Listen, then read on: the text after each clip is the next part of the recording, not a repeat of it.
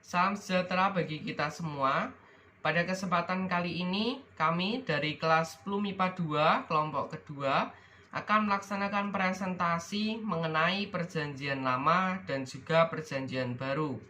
Anggota dari kelompok ini adalah Jennifer Agataho, nomor absen 9, Luis Fortino Pawen, nomor absen 11, Malvin Owen, nomor absen 12, Valerio Nathan Cahyono, nomor 22, dan juga Veronica Natasha, nomor 23.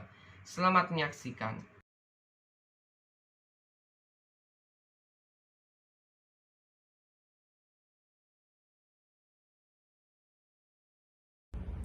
Perjanjian Lama adalah bagian pertama dari Alkitab.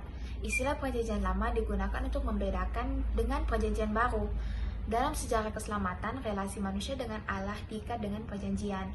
Yang dalam Perjanjian Lama, manusia diwakili oleh bangsa Israel teristimewa melalui para pemimpin mereka. Perjanjian itu adalah perjanjian kasih yang menyelamatkan. Dalam perjanjian itu, Allah berjanji akan senantiasa menyelamatkan manusia. Dan dari pihak manusia, Allah menuntut kesetiaan. Perjanjian Lama meletakkan dasar untuk pengajaran-pengajaran dan peristiwa-peristiwa dalam Perjanjian Baru.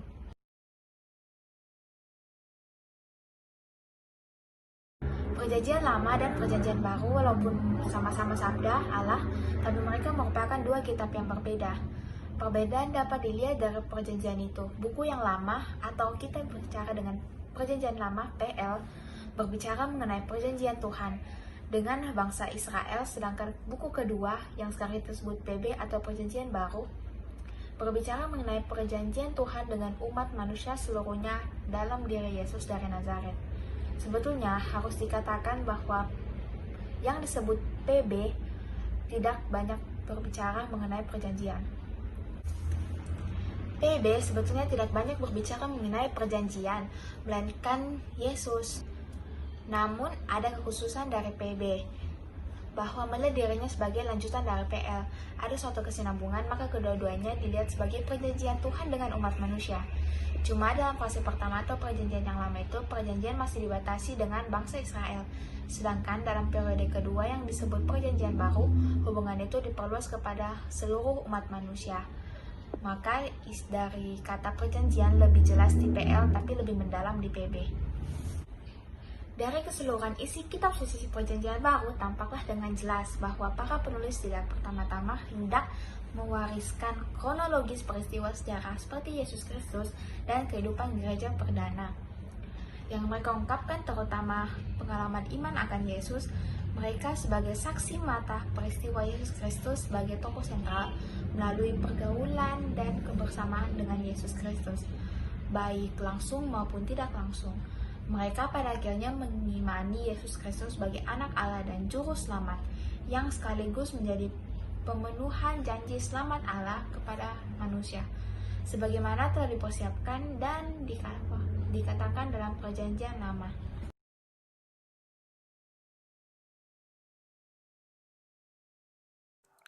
Saya akan membahas mengenai sejarah kitab suci Perjanjian Lama dan Perjanjian Baru. Nah, pertama-tama kita harus tahu apa itu kitab suci. Kitab suci adalah firman atau sabda Allah yang dituliskan oleh manusia menggunakan bahasa manusia dengan bimbingan Roh Kudus. Nah, kita juga harus tahu apa itu perjanjian. Perjanjian itu adalah hubungan antara umat manusia dengan Allah. Nah, pertama saya akan membahas mengenai Perjanjian Lama terlebih dahulu. Perjanjian Lama itu mulai ada sebelum Yesus disalib. Dan Perjanjian Lama itu berisi mengenai awal mula terciptanya manusia, bumi, di kejadian-kejadian adanya Adam dan Hawa itu pertama kali dan berakhir hingga pada zamannya Yakub yang memiliki ke-12 anak yang salah satu asuhnya bernama Yusuf yang dibenci oleh kakak-kakaknya kemudian dijual di Mesir, lalu singkat cerita menjadi pemimpin di Mesir. Dan tibalah di zamannya si Musa. Yang Musa itu berhasil singkat cerita membebaskan bangsa Israel dari bangsa Mesir dengan tongkatnya, aksi tongkatnya yang membelah lautan, mengubah tongkat menjadi ular. Hingga pada suatu saat si Musa ini bertemu dengan bangsa Amalek. Yang di situ dia berperang dengan bangsa Amalek. Kemudian setelah berperang Tuhan berfirman kepada Musa, untuk menuliskan segala firman-Nya itu. Namun yang dimaksud Tuhan adalah firman-Nya waktu dia tuh jadinya berperang pada bangsa Amalek, karena pada saat Musa berperang dengan bangsa Amalek, Musa itu menang bukan karena kekuatan manusia, namun karena kekuatan Tuhan atau gara-gara Tuhan. Makanya Tuhan menyuruh itu. Namun yang ditulis Musa tetaplah not kecil aja. Yang ditulisnya di dalam loh batu yang akhirnya turun-temurun hingga zamannya Yosua. Yosua juga diperintahkan Tuhan untuk menuliskan firman-firman-Nya, namun juga catatan kecil atau not di batu hingga turun-temurun. Dan jadilah perjanjian lama yang ditulis oleh manusia dengan bimbingan Roh Kudus. Itu sejarah mengenai perjanjian lama. Sekarang kita akan masuk ke dalam sejarah perjanjian baru. Nah, kalau kita harus tahu dulu apa itu bedanya perjanjian lama dan juga perjanjian baru.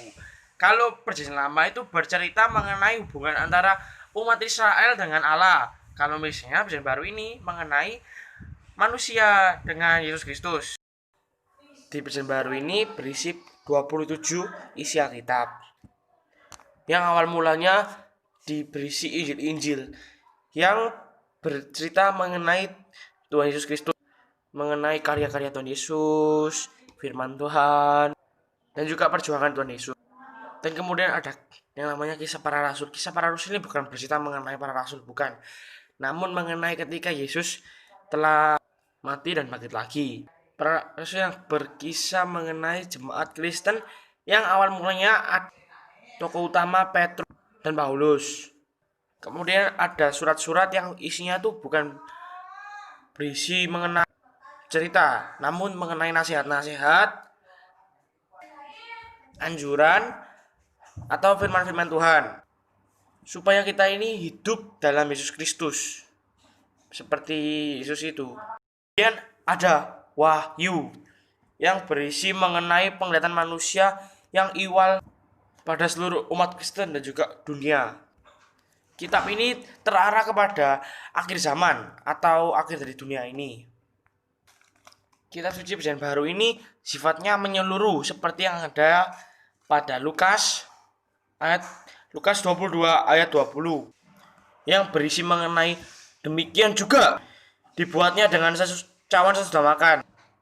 Ia berkata, cawan ini adalah perjanjian baru oleh darahku yang ditumbuhkan bagi kamu, yang oleh Allah diikat dengan umat manusia melalui Yesus Kristus. Nah, itu berarti perjanjian ini bersifat kekal mengenai hubungan antara manusia dengan Yesus Kristus atau Allah. Sebab hubungan antara manusia dengan Allah dan Tuhan Yesus tidak akan pernah putus. Nah, itulah sejarah dari perjanjian baru yang menyempurnakan isi dari perjanjian lama. Terus bisa dibilang melengkapi. Dan juga sama, perjanjian baru ini ditulis oleh manusia dengan bimbingan Roh Kudus. Yang pertamanya ditulis menggunakan bahasa Ibrani. Sekarang sudah kita lihat memiliki terjemahan masing-masing. Kalau di negara Inggris ya terjemahnya Inggris, Indonesia. Yang awal mulanya itu tak pakai bahasa Ibrani.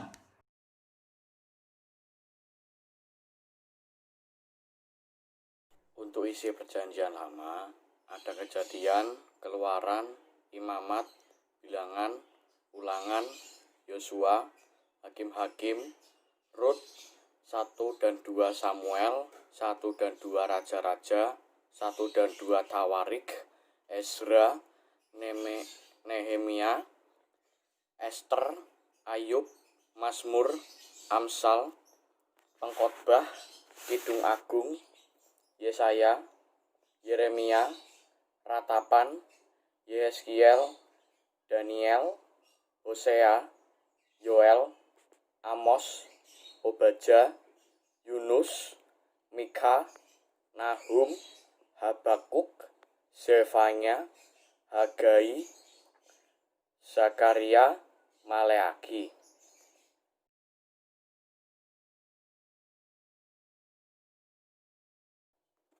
Dan untuk perjanjian baru ada Injil Matius, Markus, Lukas, Yohanes, Kisah para Rasul, Roma, Korintus, Galatia, Efesus, Filipi, Kolose, 1 dan 2 Tesalonika, 1 dan 2 Timotius, Titus, Filemon, Ibrani, Yakobus, 1 dan 2 Petrus, 1 dan 2 Yohanes, dan 3 Yohanes, Yudas, dan Wahyu.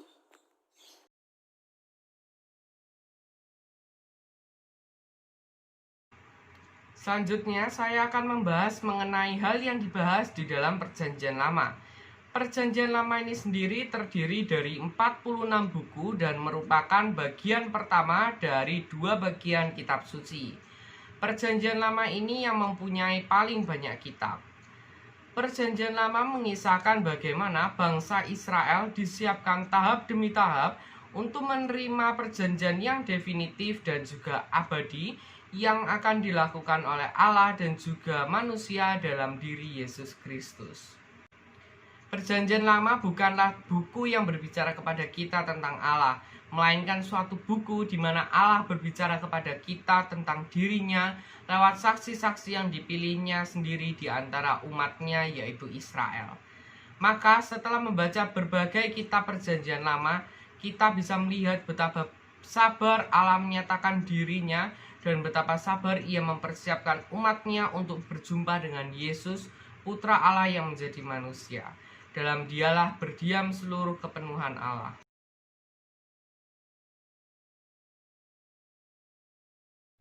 Nama saya Veronica Natasha, nomor absen 23. Dan saya akan menjelaskan tentang isi kitab suci Perjanjian Baru. Apa sih kitab suci Perjanjian Baru itu? Kitab suci Perjanjian Baru itu adalah suatu kumpulan yang diilhami tentang kehidupan dan pelayanan Yesus Kristus, para rasul, dan pengikut Yesus Kristus yang lain. Perjanjian Baru secara umum dibagi ke dalam kitab-kitab Injil, Kisah para Rasul, surat-surat Paulus, surat-surat umum, dan kitab Wahyu. Keempat Injil, yaitu kitab Matius, Markus, Lukas, dan Yohanes, adalah laporan tentang kehidupan Kristus. Kitab Kisah para Rasul mencatat sejarah, gereja, dan para rasul, khususnya perjalanan-perjalanan misionaris Paulus setelah kematian Kristus. Surat-surat Paulus memberikan petunjuk kepada para pemimpin dan anggota gereja. Surat-surat lain ditulis oleh para rasul yang lain dan memberikan nasihat tambahan kepada orang suci terdahulu. Kitab Wahyu yang ditulis oleh Rasul Yohanes memuat sebagian besar nubuat berkaitan dengan zaman terakhir.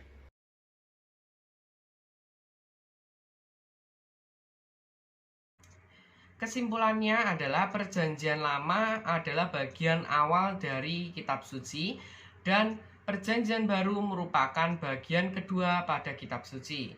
Perjanjian Baru ini diletakkan setelah Perjanjian Lama karena setiap perjanjian membentuk suatu bagian sejarah keselamatan dan pewahyuan Allah dalam sejarah.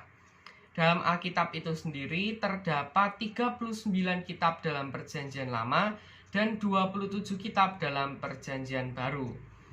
Perjanjian Lama ini adalah sekaligus sabda Allah dan juga sabda manusia, dan keduanya ini tidak dapat dipisahkan antara satu dengan yang lainnya. Maka tidaklah mungkin memahami kitab-kitab ini jika salah satu dari dimensi ini diabaikan. Dengan mengabaikan satu dimensi, yang lain dirugikan dan ada resiko nilai-nilai kitab itu akan turun, sehingga mereka menjadi dokumen-dokumen historis belaka. Perjanjian Lama ini mengisahkan bagaimana Israel disiapkan tahap demi tahap untuk menerima perjanjian yang definitif dan juga abadi yang dilakukan Allah dengan manusia dalam diri Yesus Kristus. Perjanjian Baru adalah sebuah kumpulan 27 kitab dari kitab suci yang ditulis selama 70 tahun setelah kebangkitan Yesus. Perjanjian Baru adalah mengisahkan mengenai laporan tentang kehidupan Kristus, sejarah gereja dan juga para rasul, memberikan petunjuk kepada pemimpin gereja. Sekian dari presentasi kami. Semoga apa yang kami sajikan ini bisa bermanfaat. dan meningkatkan pengetahuan kita tentang Alkitab. Terima kasih atas perhatiannya. Semoga Tuhan memberkati kita semua. Sampai jumpa.